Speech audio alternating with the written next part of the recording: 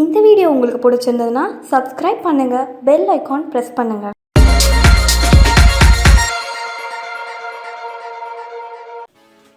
வணக்கம் நேயர்களே, இன்னைக்கு உங்களுக்கு நான் கதம்ப பகோடா செஞ்சு காட்ட போகிறேங்க.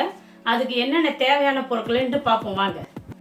கேரட்டு, உருளைக்கிழங்கு, கோஸு, வெங்காயம், இஞ்சி, பெருஞ்சீரகம், பூண்டு, மிளகாய்த்தூள், மஞ்சத்தூள், பச்சரிசி மாவு, கடல மாவுங்க. இவ்வளோ தான். இதுக்கு தேவையான அளவு எண்ணெய், தேவையான அளவு உப்பு. இப்போ நம்ம செய்முறையை பார்க்கலாம் வாங்க. 1 ஸ்பூன் மஞ்சத்தூள், ஒரு 2 ஸ்பூன் மிளகாத்தூள், பெருஞ்சீரகம், பூண்டு, இஞ்சி. அடுத்தது அரிசி மாவு ஒரு 2 ஸ்பூன். அடுத்தது கடலை மாவுங்க. இதில் ஒரு 5 ஸ்பூன் போட்டுக்கிறாங்க.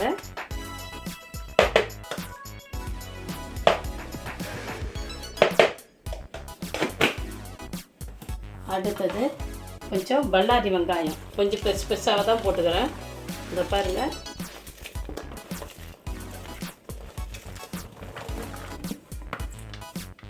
அடுத்தது கோஸு, எல்லாமே கொஞ்சம் பெருசாகவே போட்டு வச்சுருக்கேன் அரிஞ்சு. அடுத்தது உருளைக்கிழங்கும் கேரட்.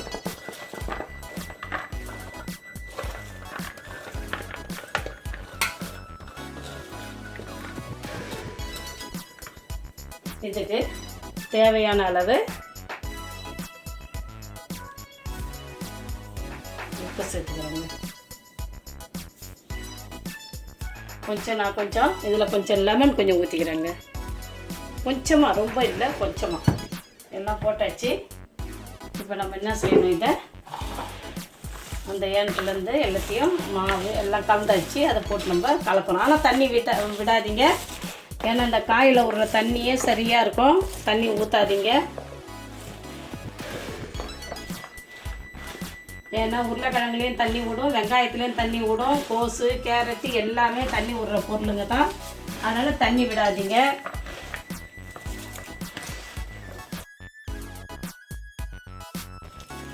ஆனால் இது செய்யக்குள்ளார கொஞ்சம் அகலமான பாத்திரத்தில் போட்டுங்க ஏனத்தில். ஏன்னாக்கா அப்போ தான் நமக்கு அதை கிளறதுக்கு சரியாக வரும். பாருங்கள், கருவேப்பிலையை ரொம்ப தங்க மாதிரி நாங்கள் யூஸ் பண்ணுறோம் பார்த்தீங்களாங்க.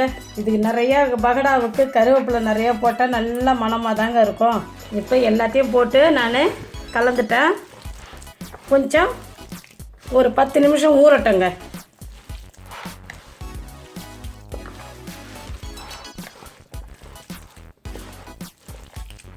இதோ பாருங்கள், இது நல்லா ஒரு 15 நிமிஷம் நல்லா ஊற வச்சுட்டேன். இப்போ நம்ம போட வேண்டியதாங்க.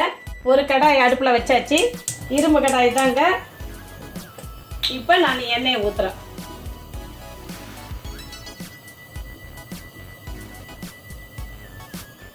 நீங்கள் பார்ப்பீங்க, இன்னும் இவ்வளோ செய்கிறாங்களேன்னு. இது எங்களுக்கு மட்டும் இல்லைங்க, எங்கள் வீட்டுக்கு இன்றைக்கி கெஸ்ட்டு வராங்க. அவங்களுக்கு சேர்த்தாங்க நான் சமைக்கிறேன். அதனால தான் அதை சேர்த்து நான் பகோடா போட்டுக்கிறேன். இப்போ எண்ணெய் காஞ்சி போச்சுங்க. இந்த சமயத்தில் நம்ம என்ன செய்கிறோம், இந்த கலந்து வச்சுக்கிற இதில் இதை நம்ம போடுறோம். கொஞ்சம் கொஞ்சமாகவே போட்டுடுங்க. அப்போ தான் சட்டுன்னு வேலை முடியும்.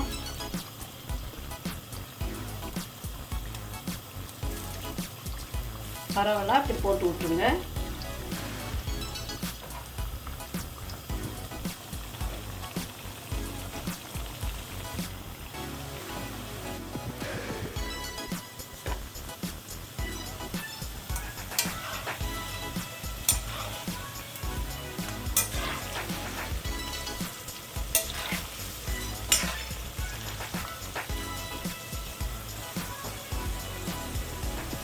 பாருங்க, நல்லா சலசலன்னு சவுண்டு கேட்குது பாருங்க. பகோடா ரெடி ஆயிடுச்சுங்க. கதம்ப பகோடா ரெடி.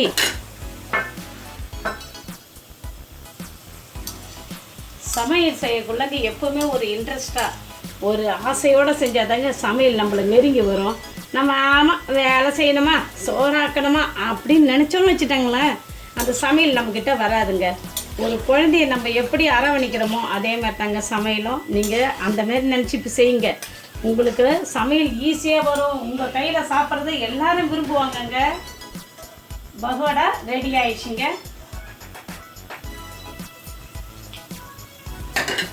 இந்த நேரத்தில் கொஞ்சம் தீயை குறைச்சிருங்க.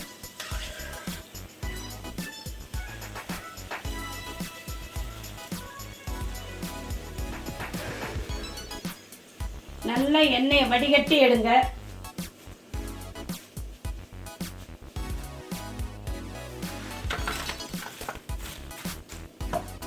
சவுண்டு கேக்குதாங்க? கேட்குங்க.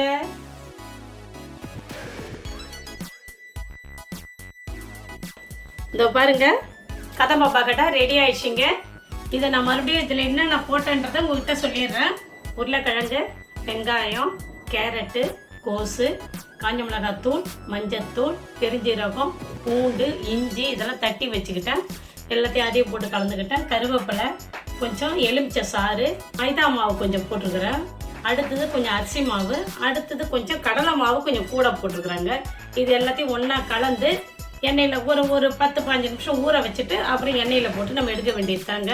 இதோ கதம்ப பக்கோடா ரெடி ஆயிடுச்சுங்க. உங்களுக்கு இது ரொம்ப பிடிக்கும். உங்களுக்கு மட்டும் இல்லைங்க, பசங்களுக்கு ரொம்பவே பிடிக்கும். நீங்கள் செஞ்சு கொடுங்க. சம்மரில் பசங்க சூப்பராக சாப்பிடுவாங்கங்க. இதை நீங்கள் செஞ்சு கொடுங்க. உங்களுக்கு இது கட்டாயம் பிடிக்கும். உங்களை நான் அடுத்த வீடியோவில் பார்க்குறேங்க. இது பிடிச்சிருந்ததுன்னா லைக் பண்ணுங்கள், ஷேர் பண்ணுங்கள், கமெண்ட்ஸ் பண்ணுங்கள்.